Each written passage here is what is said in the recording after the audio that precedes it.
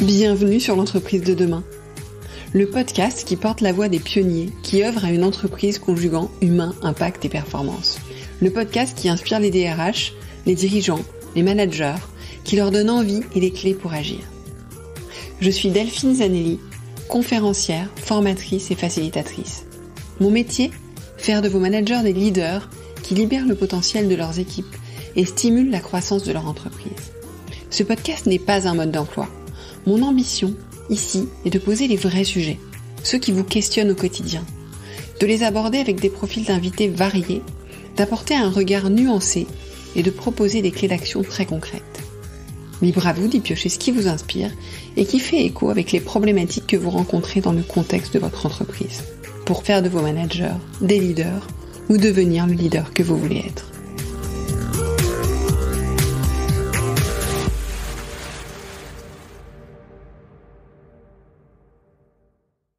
Bonjour, bienvenue dans ce nouvel épisode. J'espère que vous allez bien.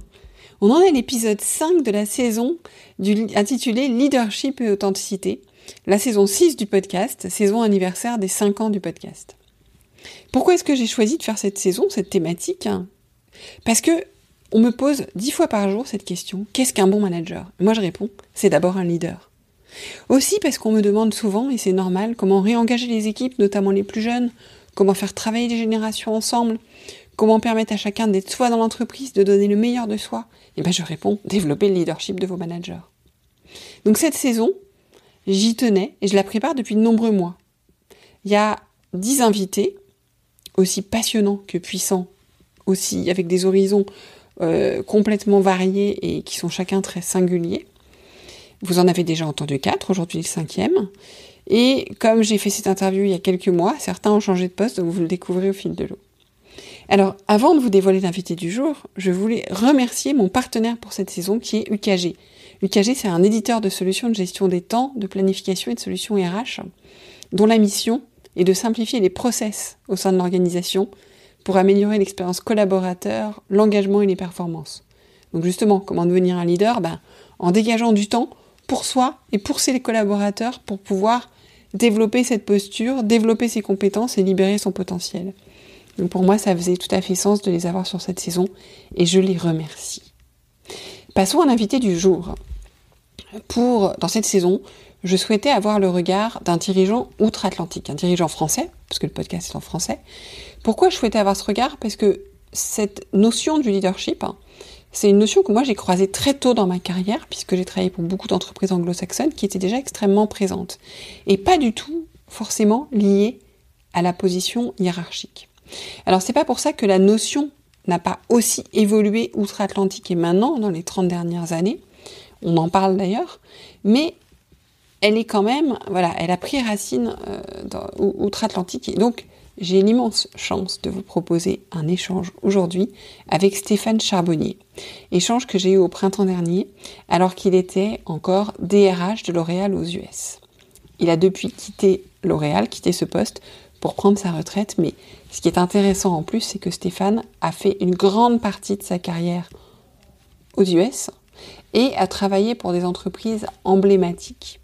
Donc notre échange, je le trouve très intéressant, je le trouve riche d'éclairage, certaines choses que vous avez pu entendre chez certains de nos invités, que vous allez voir se corroborer avec un regard nouveau, d'autres que vous allez découvrir.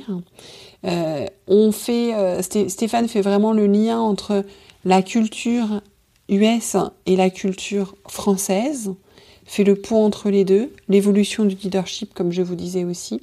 Et puis, à la toute fin, je lui demande comment est-ce qu'il proposerait à chacun d'œuvrer pour développer son leadership.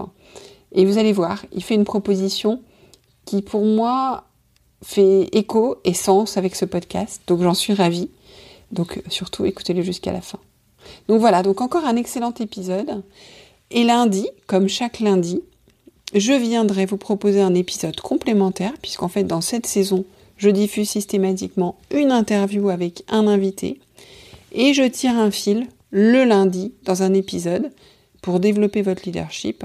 Je zoome sur un élément clé de l'interview. Alors il y a des éléments qui se recoupent entre les interviews, donc j'ai choisi un élément par invité et je le développe pour vous donner des outils, des bonnes pratiques pour développer cet élément de la posture de leader. En attendant de découvrir quel élément je développerai lundi, je vous propose de découvrir notre échange. Vous allez vous régaler et je vous dis à bientôt. Bonjour Stéphane. Bonjour Delphine. Merci d'être avec moi aujourd'hui sur le podcast. Alors depuis New York, je crois. Mais je vais vous laisser vous présenter, Stéphane. Merci beaucoup, je suis ravi d'être avec vous. Merci de m'avoir invité Delphine. Donc, je m'appelle Stéphane Charbonnier, je suis le DRH de L'Oréal aux États-Unis. Et après une carrière de un peu plus de 30 ans dans le monde des ressources humaines, sur des rôles très différents, qui sont des rôles, et on va parler de leadership aujourd'hui, mais sur des rôles de, comme on dit, contributeurs individuels, à des rôles de leadership sur plusieurs pays, à des rôles de leadership aussi globaux, dans des environnements majoritairement anglo-saxons, puisque même si je suis né en France et j'ai grandi en France, je n'ai finalement travaillé avant L'Oréal que pour des entreprises américaines. En démarrant par American Express, j'ai travaillé pour Kraft, j'ai travaillé pour McDonald's, j'ai travaillé pour PepsiCo en France, en Angleterre et aux États-Unis. Et après cela, une entreprise de conseil, Towers Watson, et j'ai rejoint le groupe L'Oréal il y a 10 ans aux États-Unis. Toujours dans des rôles de ressources humaines. Et donc une expérience à moitié en Europe et à moitié aux États-Unis, ce qui me donne un peu ce côté binational d'un point de vue culturel et professionnel bien sûr. Donc ça c'est le côté professionnel. Et le côté personnel, je suis marié, j'ai la chance d'être marié à la femme de ma vie et nous avons 5 enfants ensemble qui ont aussi un peu une double culture. Voilà. Excellent. Pardon. Une expérience professionnelle dans des écoles du management et de leadership extrêmement intéressantes, qui ont beaucoup évolué aussi et qui sont, qu'on peut aimer, pas aimer, mais enfin, qui sont des vraies écoles, en tout cas des entreprises singulières. Et avec pour chacune d'entre elles, une vraie capacité à écouter le consommateur avec des marques très fortes, évidemment, pour le consommateur. Et ce qui est très intéressant, c'est comment est-ce que, en tout cas, moi, ce qui m'a fasciné travailler pour des entreprises comme ça, c'est comment est-ce que, finalement, vous écoutez et vous répondez aux besoins des consommateurs et comment est-ce que vous pouvez aussi en tirer certaines leçons pour écouter et travailler avec vos collaborateurs.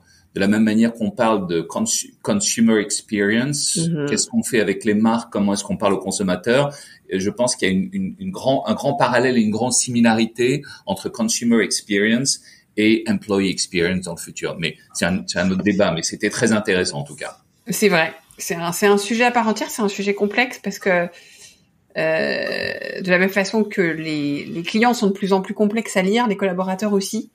Et on n'est plus du tout, je veux dire, on parle de persona en marketing, on n'est plus du tout sur les personas qu'on connaissait qui étaient beaucoup plus catégorisés. Et là, c'est très mélangé. Donc voilà. Mais bon, ça serait un sujet à part entière, un sujet passionnant parce qu'en plus, je pense qu'aux États-Unis, c'est encore plus vrai pour des tas de raisons. Mais on va pas trop se disperser, peut-être une autre conversation. Et là, on va revenir sur notre sujet du jour qui est le leadership. Alors, d'abord, Stéphane, pour savoir de quoi on parle, j'aimerais que vous me disiez, vous, ce que vous mettez derrière le mot leadership. Qu'est-ce qu'un leader? Qu'est-ce que le leadership? Donc, effectivement, votre question, on pourrait y passer plein de temps. Il y a plein de définitions de leadership. Moi, celle qui me parle le plus et au fil de mon expérience, celle qui finalement s'est révélée pour moi la plus juste, c'est d'une part, qu'est-ce que ça n'est pas? C'est pas un titre. Être un leader ne se décrète pas simplement parce qu'on a un titre sur une carte de visite ou parce qu'on occupe une position. Pour moi, c'est vraiment une capacité à mobiliser et inspirer les collaborateurs. À inspirer parce que c'est quelqu'un qui doit définir une vision et qui est capable d'emmener ses collaborateurs avec lui ou avec elle. Et cette capacité à comment dire, dépeindre une vision, montrer quelles peuvent être les opportunités. Pour moi, ça c'est un grand élément d'un leader.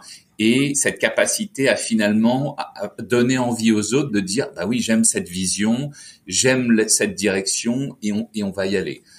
Et pour moi, encore une fois, c'est comme les Américains disent, c'est you can be a leader and you can lead from wherever you are. Et j'aime beaucoup cette définition qui est finalement, encore une fois, cette capacité à l'idée, à diriger, à montrer cette direction, elle peut être donnée par n'importe qui dans une organisation. Donc moi j'aime bien cette définition-là du leadership, inspirer et montrer une direction et inspirer les autres à vous suivre.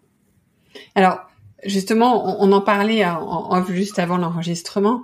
J'ai aussi évolué dans des milieux, dans le début de ma carrière, beaucoup de milieux anglo-saxons, et du coup j'ai très vite eu cette notion en tête parce que on me parlait de mon leadership, je ne comprenais pas ce que c'était, et en fait parce que je n'avais pas une position. Et voilà, j'ai compris que c'était autre chose. Mais c'est vrai que c'est pas forcément, c'était une sensibilité plus anglo-saxonne à l'époque, même si aujourd'hui je pense que c'est beaucoup plus partagé.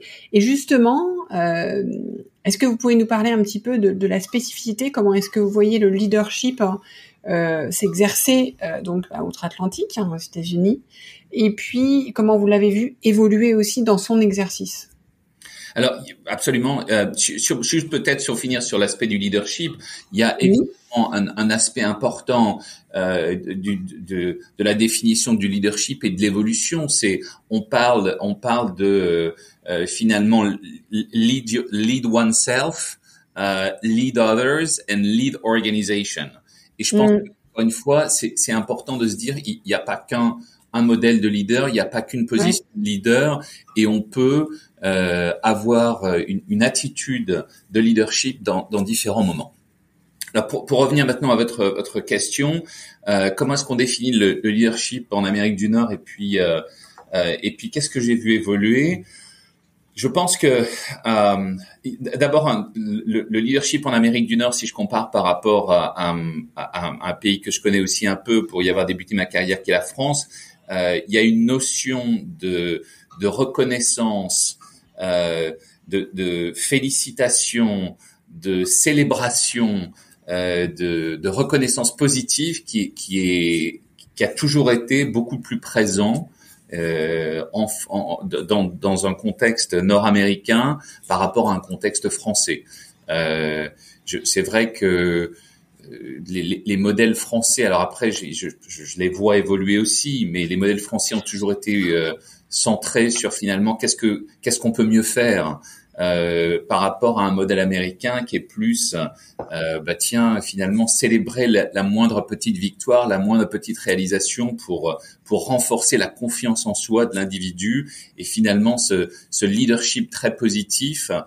Donc ça c'est une différence majeure de mon point de vue. Je pense que maintenant les choses sont en train de changer, en tout cas de ce que je perçois aussi, de ce que je vois en Europe, de ce que j'entends de la part de différentes personnes et de mes collègues, et je pense que c'est une bonne chose. Alors pour moi, il y a toujours j'essaye toujours de faire la synthèse de tout ce que je vois d'un point de vue culturel, et pour moi le leadership parfait, finalement, s'il y avait un modèle parfait, ça serait un peu les deux. Ça serait effectivement cette capacité à toujours challenger avec un regard critique et toujours en recherche de l'excellence, peut-être du modèle français, ou en tout cas de l'héritage du modèle français, avec cet aspect finalement de donner confiance en soi, de mettre les gens dans finalement des positions où ils vont donner le meilleur d'eux-mêmes parce qu'ils se sentent valorisés, parce qu'ils se sentent reconnus.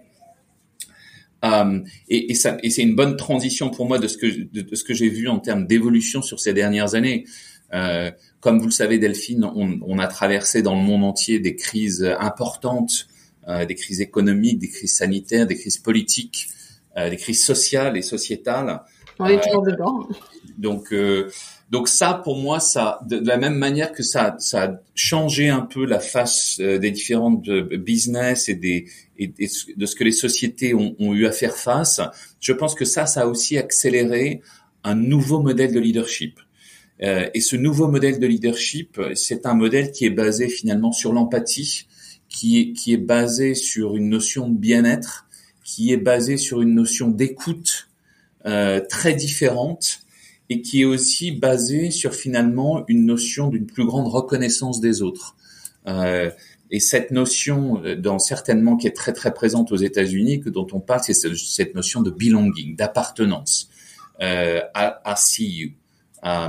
Et ça nécessite d'un point de vue du leader différentes qualités, différentes capacités qui étaient là pour les meilleurs d'entre eux, je dirais, avant, et finalement qui ont été enhanced, comme je sais plus le mot en français, mais qui ont été développé, alors amplifié, voilà. Ouais. Voilà, amplifié depuis, parce qu'effectivement cette capacité à écouter, cette capacité à être capable de sentir qu'est-ce qui va bien, de mettre les gens à l'aise plutôt que de les mettre mal à l'aise entre guillemets, c'est aujourd'hui un leadership qui est un leadership qui est aussi teinté de beaucoup d'humilité, sur cette capacité aussi à se remettre en cause et à dire j'ai besoin de l'équipe, j'ai besoin de tout le monde, et je vais tirer finalement le meilleur de tout le monde. Mais pour tirer le meilleur de tout le monde, il faut que tout le monde vienne avec sa vraie personnalité.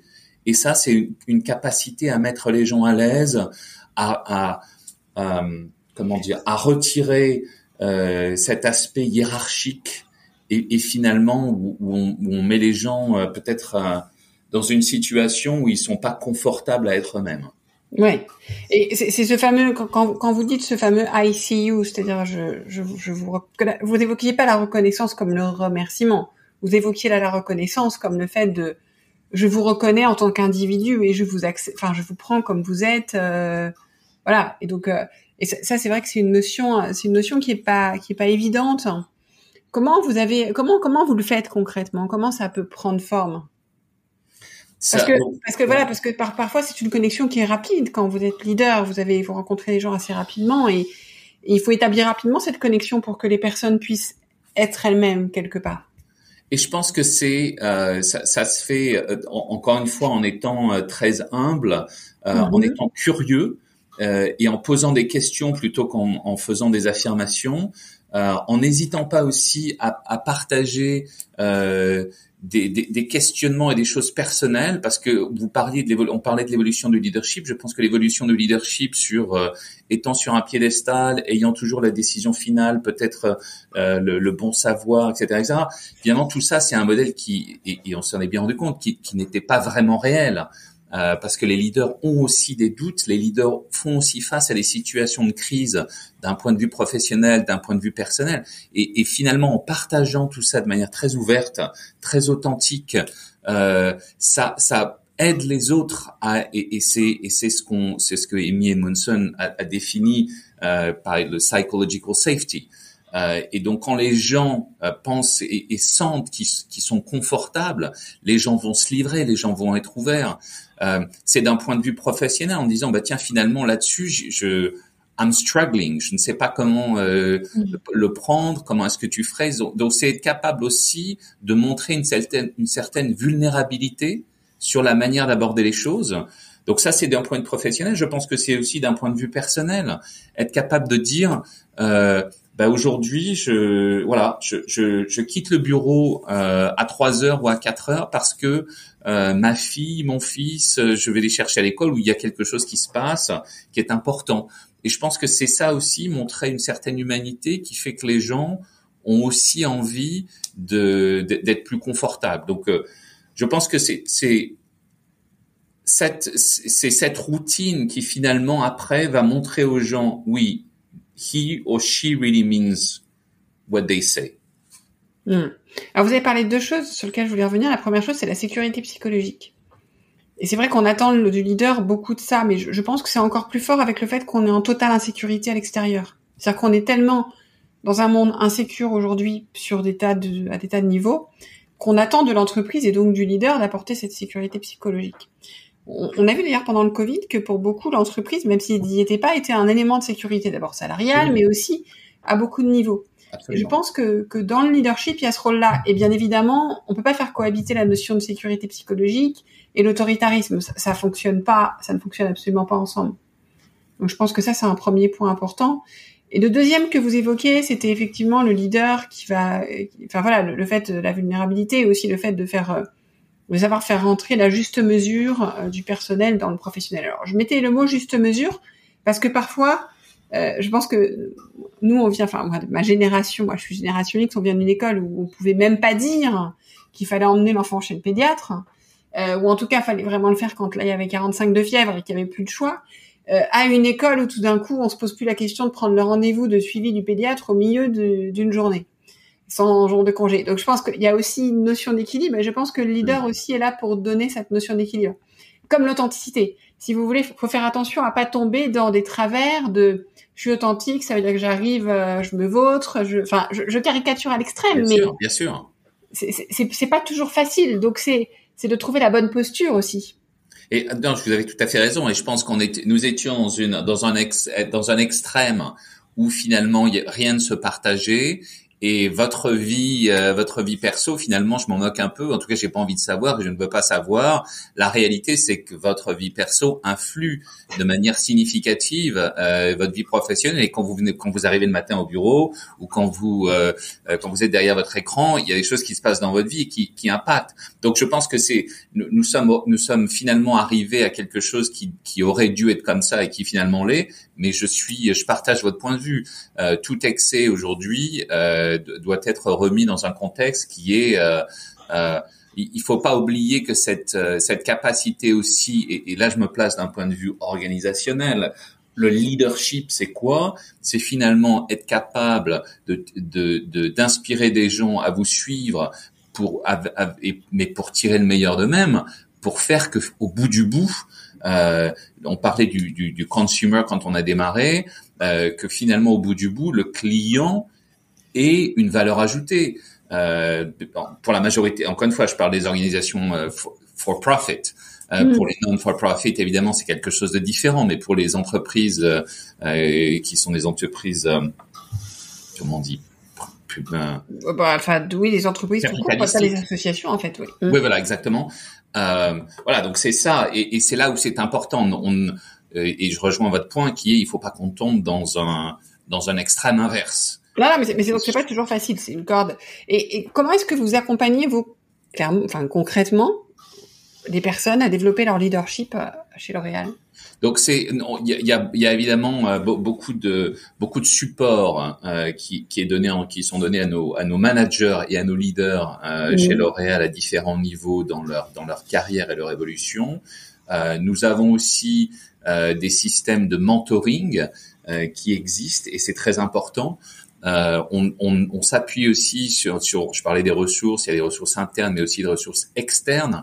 Moi, je me souviens, et je suis de la même génération que vous, Delphine, génération X, où le recours au coach, c'était finalement, pas très très bien vu, parce que si quelqu'un avait un coach, c'est qu'il y avait un problème. Là, on est finalement plus dans un modèle utilisation des coachs comme des sportifs, pour améliorer votre performance. Il y a une transition de leadership sur un nouveau rôle, etc. On va vous aider grâce à un coach et c'est vu.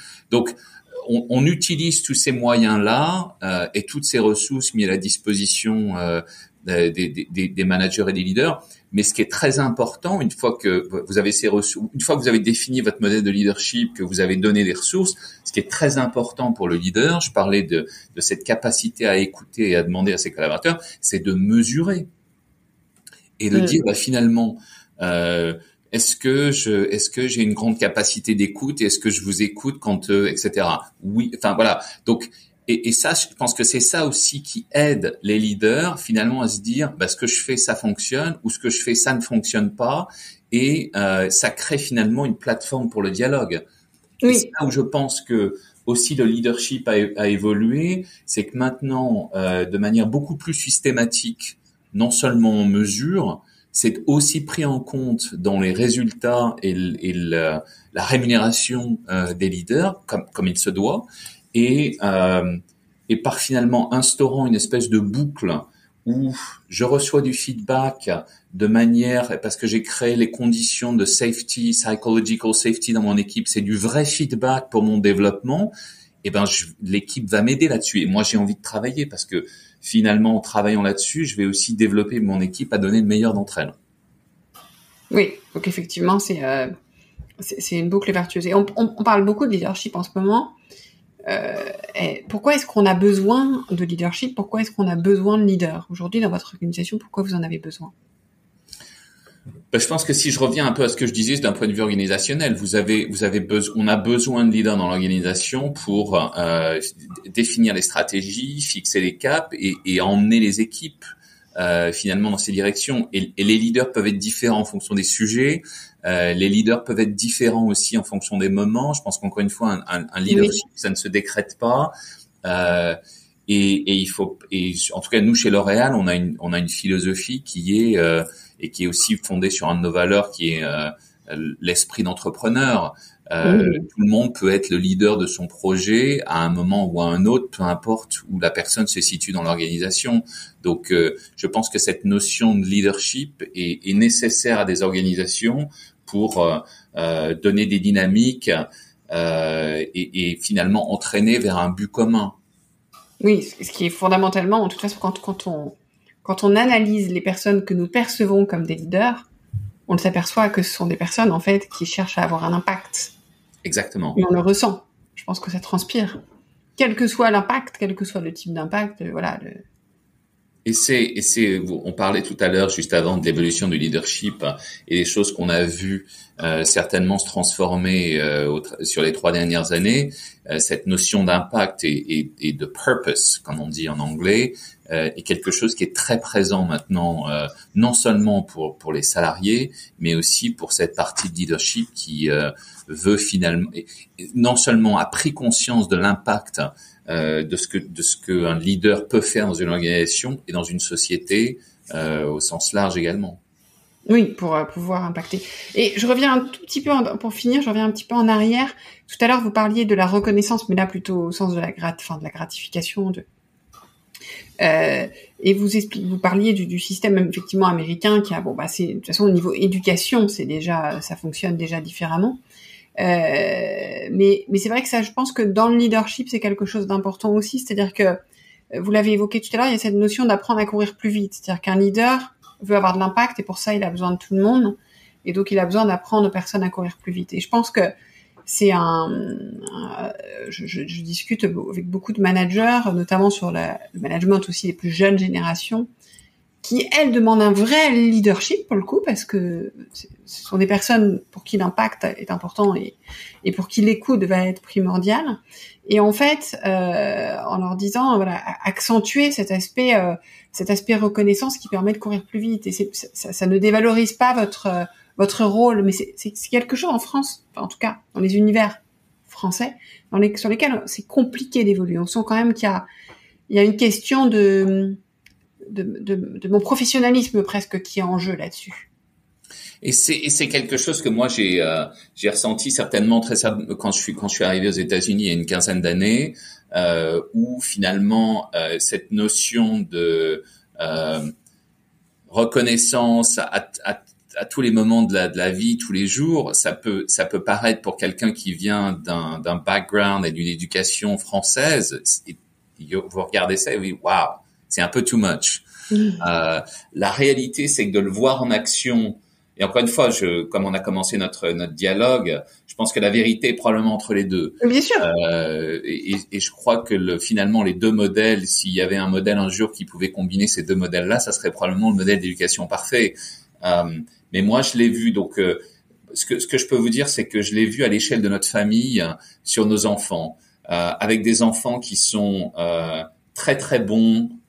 Très bons élèves qui n'ont finalement pas besoin de cette confiance en soi, mais qui malgré tout la prennent et c'est bien, etc. Ça continue à les valoriser. Et avec des enfants qui ont eu des difficultés pour des raisons diverses et variées. Et en fait, être dans un environnement qui est finalement bienveillant d'une certaine manière, bienveillant de manière positive, ça a eu un effet exceptionnel sur la confiance en eux pour les aider à passer des étapes et que je pense ils n'auraient pas eu dans un environnement plus franco-français, si je puis dire. Donc, je pense que encore une fois, si le rôle du leader c'est de développer et d'aider chacun à finalement exploiter leur potentiel au maximum dans le monde de l'entreprise, cette capacité à reconnaître de manière positive chacun des collaborateurs et à les aider et à les sentir valorisés, je trouve est un plus. Après, pour moi, ça s'accompagne aussi il faut avoir une culture du feedback très forte. Ce que moi je mets en pratique certainement dans mes équipes, qui est ce qu'on appelle la radical candor. C'est de la bienveillance d'un côté et en essayant d'aider les gens à exprimer leur potentiel de la manière, de la plus belle des manières, tout en étant, malgré tout, voilà, très direct. Because radical candor, c'est aussi radical care. I care about you. C'est pour ça que, voilà. Mais d'ailleurs, la bienveillance, c'est de l'exigence. Puisque si je suis bienveillant, je suis respectueux de vous. Si je suis respectueux, je vous dis des choses. Donc, je vous dis pas ce que vous voulez entendre. Et ça, je pense que c'est important. Et c'est vrai que cette terminologie, c'est marrant parce qu'il y avait eu un ouvrage de Radical Candor, aussi bien que vous, qui est sorti il y a plusieurs années. Et il m'a fallu lire l'ouvrage pour comprendre la subtilité, en fait. J'avais compris basiquement, mais en fait, c'est toujours un petit peu les problématiques de traduction, voilà. Et en fait, au début, je me suis dit, mais c'est quoi ça? C'est un peu mielleux? Pas du tout, en fait. C'est au contraire très, voilà. Donc je pourrais mettre le lien dans les notes de l'épisode. Je sais même pas s'il a été traduit. Mais voilà, je crois même l'auteur a fait un podcast. C'est probable. En tout cas, c'est un modèle qui est assez simple et vous avez raison. Quand vous lisez le livre, ce quadrant où on explique finalement que qu'est-ce que ça, et c'est très très bien fait et c'est assez simple à comprendre. Et une fois qu'on a vu cet impact sur les gens et vous le définissiez par la bienveillance et l'exigence, c'est très révélateur. Alors, pour terminer, une dernière question pour ceux qui nous écoutent et celles qui nous écoutent. Si vous auriez 1 ou 2 conseils à donner pour des personnes qui veulent développer leur leadership ou prendre une posture de leadership plus affirmée, on commence par quoi? Quelle est la baguette magique? Je sais pas s'il y a une baguette magique, mais moi j'ai envie de dire, il faut et on a la chance d'être dans une ère où la technologie finalement nous permet d'avoir accès à n'importe quel grand leader, CEO. Donc renseignez-vous, regardez des vidéos de leaders, de gens qui s'expriment, parce que d'une part il y a plein de choses, il y a des podcasts, des gens en parlent, plus que des modèles. Finalement, écouter des histoires, parce que finalement c'est là où on apprend le plus. C'est aussi comprendre par-delà du modèle quelles sont les mises en œuvre, quelles ont été les erreurs, mais aussi les réussites de grands leaders. Donc moi j'ai envie de commencer par là. Et puis après, n'hésitez pas aussi, et c'est peut-être très anglo-saxon, mais n'hésitez pas finalement s'il y a des gens qui vous inspirent à essayer de to reach out. Les contacter, ouais. Les contacter, voilà. N'hésitez pas à les contacter parce que aussi, je pense que les leaders ont aussi à cœur de transmettre finalement ce qu'ils ont appris et aussi de continuer à développer des générations autour d'eux. Donc ça serait mes 2 conseils. Eh ben, je trouve que c'est des excellents conseils. Merci beaucoup, auxquels j'adhère pleinement. Merci pour votre temps, Stéphane. Merci à vous, Delphine. Merci, à bientôt. À très bientôt.